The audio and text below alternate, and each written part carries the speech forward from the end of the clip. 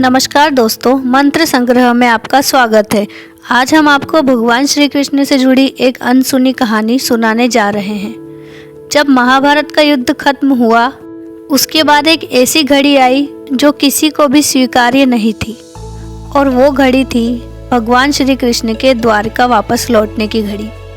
अपने आप से भगवान श्री कृष्ण को दूर होते हुए देखना सभी के लिए ऐसा था जैसे अपने ही शरीर के किसी अंग को काटकर अलग कर दिया हो। लेकिन इसे बदलना भी तो किसी के बस में नहीं था। अपने भारी मन के साथ सभी पांडव अपने पूरे परिवार के साथ भगवान श्री कृष्ण को विदा करने के लिए नगर की सीमा तक गए। वह एक ऐसी दुखद घड़ी थी जिस समय सभी की आंखों में आंसू थे और कोई भी भगवान श्री कृष्ण को वहां से जाने नहीं देना चाहता था। अब भगवान श्री कृष्ण एक एक करके अपने सभी प्रियजनों से मिल रहे थे। सबसे मिलकर उन्हें कोई ना कोई उपहार देकर भगवान श्री कृष्ण ने सभी से विदा ली। फिर अंत में भगवान श्री कृष्ण अपनी बुआ यानी कि कुंती, जो कि पांडवों की माता थी, उनसे मिले। कृष्ण जी ने कुंती से कहा कि बुआ, आपने आज तक मुझसे अपने लिए कुछ नहीं मांगा, कृपया आज तो मांग लीजिए, मैं आपको कुछ देना चाहता हूँ। आंसू भरी आंखों से कुंती ने कहा कि हे कृष्ण, अगर तुम मुझे कुछ देना ही चाहते हो तो मुझे दुख दे दो, मैं बहुत सारा दुख चाहती हूँ। यह सुनकर भगवान श्री कृष्ण भी आश्चर्य में पड़ गए। फिर लीलाधर भगवान श्री कृष्ण ने पूछा, ऐसा क्यों बुआ, तुम्हें दुख क्यों चाहिए? फिर कुंती ने उन्हें जवाब देते हुए कहा कि जब जीवन में दुख रहता है तो तुम्हारा स्मरण भी रहता है। हर क्षण तुम याद आते हो और सुख में तुम्हारी याद केवल कभी कभी ही आती है।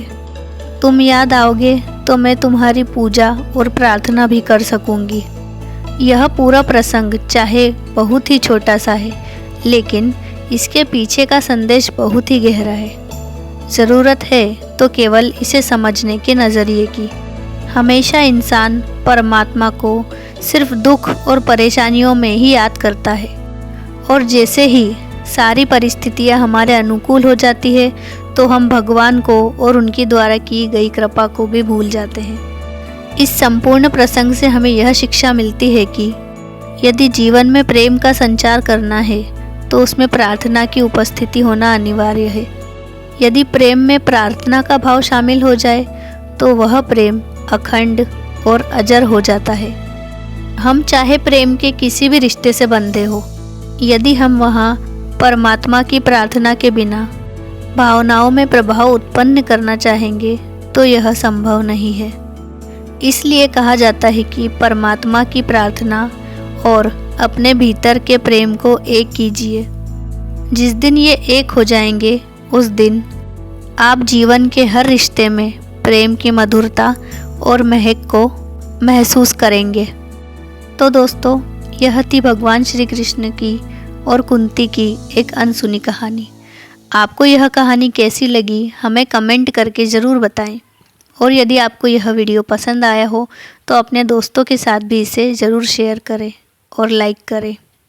भगवान कृष्ण से जुड़ी इसी प्रकार की अनेक अनसुनी कहानियाँ सुनने के लिए हमारे चैनल को सब्सक्राइब करें।